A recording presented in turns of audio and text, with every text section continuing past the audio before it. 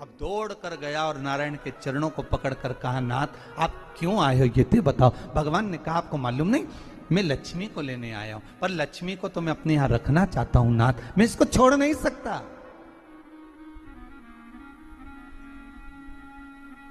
मैं लक्ष्मी जी को छोड़ नहीं सकता, मैं इनको लेकर जाऊं। किसान रोने लगा। तब भगवान नारायण ने धनतेरस की पूजन का महत्व समझाया। तब भगवान ने धनतेरस की पूजन का महत्व समझाया। सुनो किसान, मृत्यु लोक में रहने वाला मानव अगर धनवंतरी की पूजन करता है, धनतेरस के दिन कार्तिक महीने में पड़ने वाली सुंदर त्रयोदशी तिथि को जो धनवंतरी की पूजन करेगा, उसके घर से लक्ष्मी कभी बाहर नहीं जाएगी। नारायण जैसे बोले तो किसान तुरंत प्रसन्न हो गया। प्रभु प्रभु आप मुझे वो उपाय, आप मुझे वो पूजा का प्रयोग, आप मुझे वो महत्व उस धनवंतरी पूजन का, उस धनतेरस की पूजन का बता दीजिए, जिससे मेरा कल्याण हो जाए, जिससे मेरा उद्धार हो। भगवान विष्णु बोले, किसान सुनो, ये धनवंतरी मेरा ही एक अंश होता है। जैसे मेरे हाथ में शंख चक्र गदा पद्म सब धारण करा हुआ हूं, उसी तरह धनवंतरी का स्वरूप का यदि आप दर्शन करेंगे, आप धनवंतरी के चित्र का अगर दर्शन करेंगे, तो एक हाथ में उनके भी चक्र है, एक हाथ में उनके शंख है, एक हाथ में उनके औषधि है, एक हाथ में उन्हें अमृत का कलश है, और भगवान स्वयं नारायण का अंश प्रकट हो रहा है। बोल धनवंतरी भगवान की, धनवंतरी भगवान की। कहते हैं धनवंतरी भगवान का प्रागट्य जब हुआ था, तो भगवान शंकर ने धनवंतरी देव को देखकर कहा, वाह रे प्रभु वाह, क्या सुंदर स्वरूप धारण कर कर आए हो प्रभु। जब मेरे लिए विष लेकर आए थे तब एक आनंद दूसरा था, पर आज अमृत लेकर आए हो, उसका आनंद दूसरा है। बहुत अलग अलग बातें महाराज। शिव महापुराण की कथा कहती है, दो तरह की वाणी होती है, एक में आपने क्रोध कर दिया, अपशब्द कह दिया, ताना दे दिया, गालियां दे दी, और एक शब्द अमृत का मीठा बोल दिए, प्रेम की वाणी बोल दी, उसका एक आनंद दूसरा है, उसका एक संबोधन दूसरा है। एक विष लेकर आ रहा है, एक अमृत लेकर आ रहा है। शिव जी कहते हैं जो अमृत लेकर आ रहा है उसका आनंद ही दूसरा है, उसके चेहरे की चमक ही दूसरी है। भगवान विष्णु कहते हैं, सुनो किसान, मैं आपको धनवंतरी पूजन का विधान बताता हूं। भगवान कहते हैं, किसान सुंदर कृष्ण पक्ष की त्रयोदशी को कार्तिक के महीने में धनवंतरी देव का पूजन, धनतेरस का पूजन माना जाता है। सुनो किसान, एक सुंदर भूमि पर देसी गाय का गोबर से लीपन कर कर, अगर गाय का गोबर ना मिले, सुंदर जल से लीपन कर कर, वहां एक सुंदर चौक को पूर कर, आप सभी को ज्ञात होगा कि चौक पूरने में रंगोली का प्रयोग नहीं होता। आप लोगों को मालूम होगा चौक पूरने में आटा और हल्दी का प्रयोग होता है। काय का प्रयोग होता है? आटे और हल्दी का प्रयोग। आटे हल्दी का प्रयोग क्यों होता है? क्योंकि आटा समृद्धि को बढ़ाता है, लक्ष्मी वैभव को बढ़ाने वाली हल्दी होती है। इसलिए जब चौक पूरा जाता है भूमि पर, तो चौक पूरते समय आटा हल्दी का प्रयोग करते हैं। थोड़ा सा चावल का दाना या गेहूं का दाना रख दिया जाता है, उसके ऊपर एक सुंदर चौकी, एक चौरंग, एक पाटा रख दिया जाता है। भगवान विष्णु बता रहे हैं किसान को धनतेरस के पूजन का वर्णन, और जो भगवान विष्णु ने बताया है वही पूजन का वर्णन आप लोग श्रवण कर रहे हैं। आज धनतेरस है, आज धनतेरस का प्रयोग कर पूजन करें, और शिव महापुराण के इस भाव को, विष्णु पुराण के इस भाव को, स्कंद पुराण के इस भाव को आप धारण करें, और जो विधान भगवान विष्णु बता रहे हैं उसके हिसाब से, उसके अनुसार आप लक्ष्मी का पूजन, धनतेरस का पूजन करें। चौकी लगाएं, चौरंग लगाएं, पाटा लगाएं, उस पाटे पर एक सुंदर लाल वस्त्र धारण करा दें, लाल वस्त्र बिछा दें। एक थाली लें, उस थाली पर कंकु से, रौली से, कुंकू से गिला कर स्वस्तिक का निर्माण कर दें। स्वस्तिक का निर्माण कर घर में अगर चांदी का सिक्का हो, अगर चांदी का सिक्का नहीं हो, चांदी का कॉइन नहीं हो, तो अपने घर का 1 का सिक्का, 2 का सिक्का, 5 का सिक्का, 10 का सिक्का, जो भी आपके घर में हो वो कॉइन ले लें महाराज, उसको थाली के अंदर रख दें स्वस्तिक के ऊपर।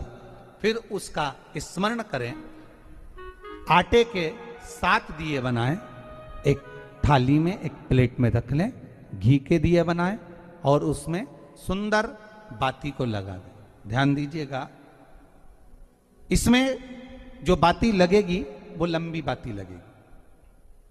लक्ष्मी जी की पूजन में जितनी भी बाती लगे वो लंबी लगे।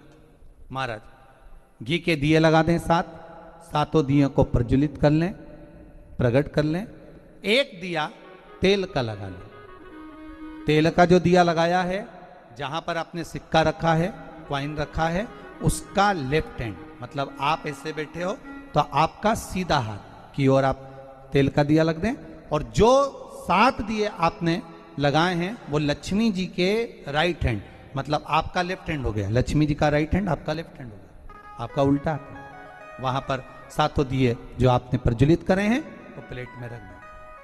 सुंदर थाली जो आपने पूजन के तैयार करी है, उसमें कुंकू, रोली, हल्दी, अबीर, गुलाल, चंदन, मौली, लाल धागा, मौली, अमरबेल के टुकड़े, कमलगट्टे, हल्दी की गांठ,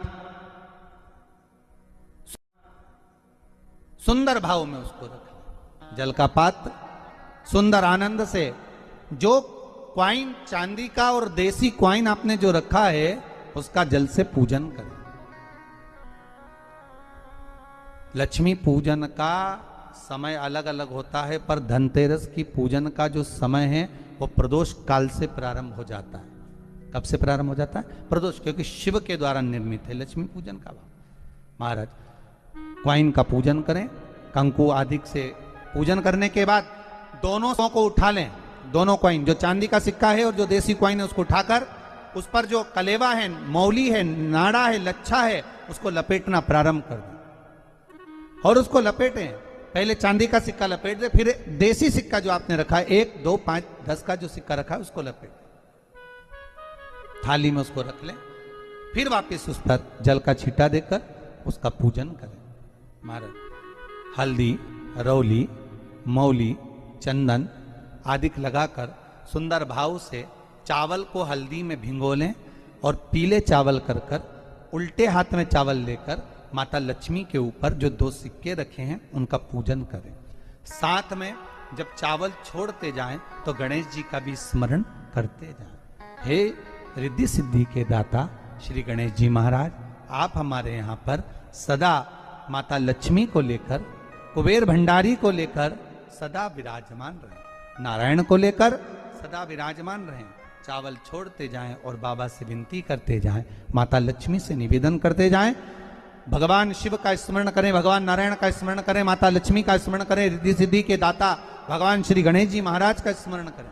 छोड़ते जाएं। जब चावल पूर्ण छोड़ देवें, पूजन पूरी तरह से हो जाए, तब महाराज 7 सुंदर आनंद से अमरबेल के टुकड़े, अमरबेल वृक्ष पर एक पीले कलर की बेल चलती है, पीली, उसमें पत्ते नहीं होते, वो किसी भी वृक्ष पर डली रहती, वो अमरबेल कहलाती।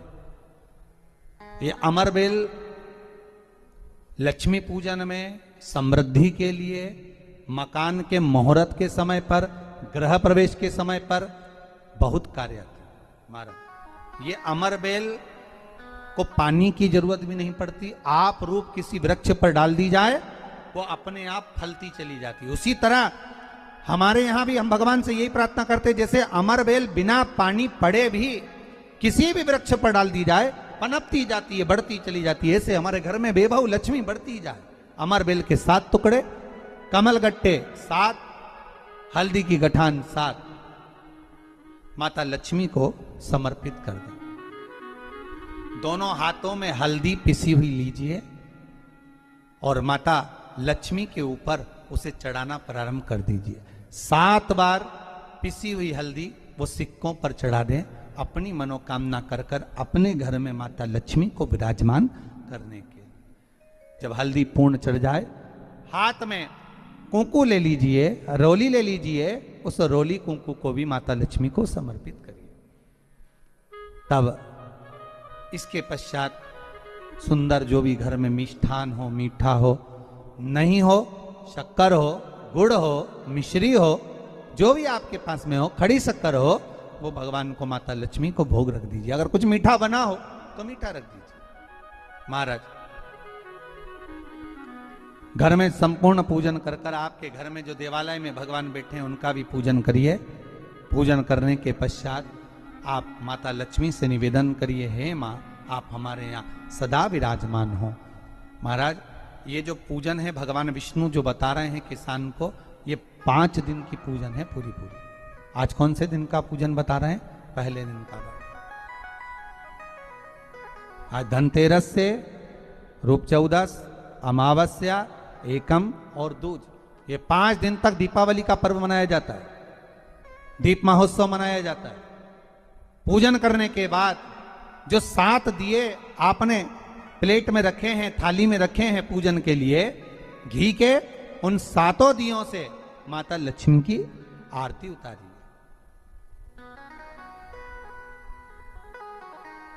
उन 7 दियों से माता लक्ष्मी का पूजन करिए। माता लक्ष्मी से विनती करिए, मां हम आपके पुत्र हैं, मां आप हमारे घर का रास्ता भूल गई हो, बहुत कष्ट है, बहुत दुखी है।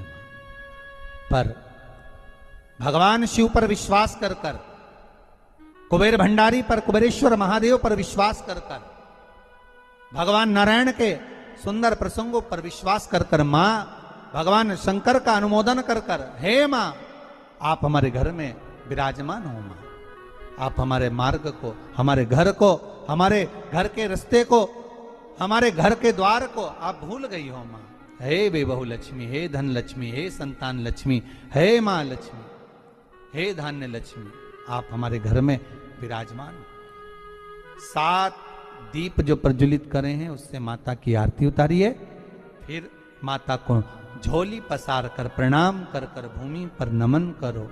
जब झोली पसार कर प्रणाम करें, झोली को अपनी ओर गिरा लें और माता को नमन कर कर जो 7 दिए आपने लगाए हैं, उन 7 दिए को अलग अलग स्थान पर ले जाकर, जैसे घर के हॉल में, एक रसोई घर में, एक जहां पर आप लक्ष्मी रखते हो उस स्थान पर, एक घर के द्वार के पास में, एक तुलसी के क्यारे के पास में,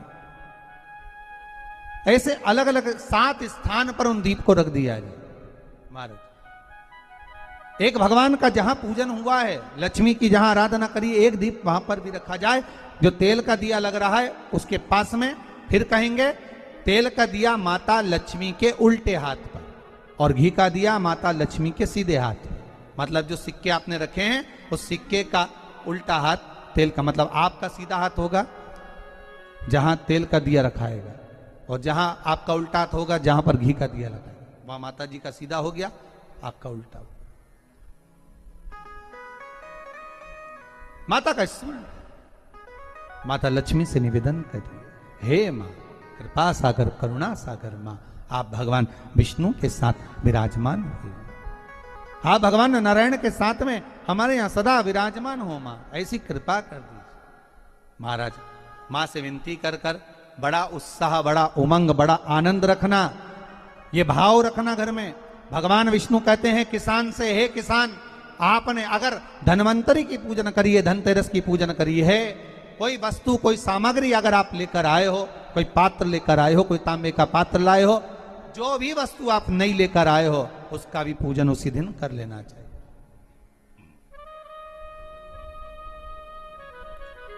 उसका भी पूजन करना चाहिए। बड़ा भाव रखकर भगवान विष्णु ने किसान को बताया। बड़ा किसान सुनकर बड़ा प्रसन्न हुआ। नारायण प्रभु, क्या मां फिर मेरे घर में रहेगी?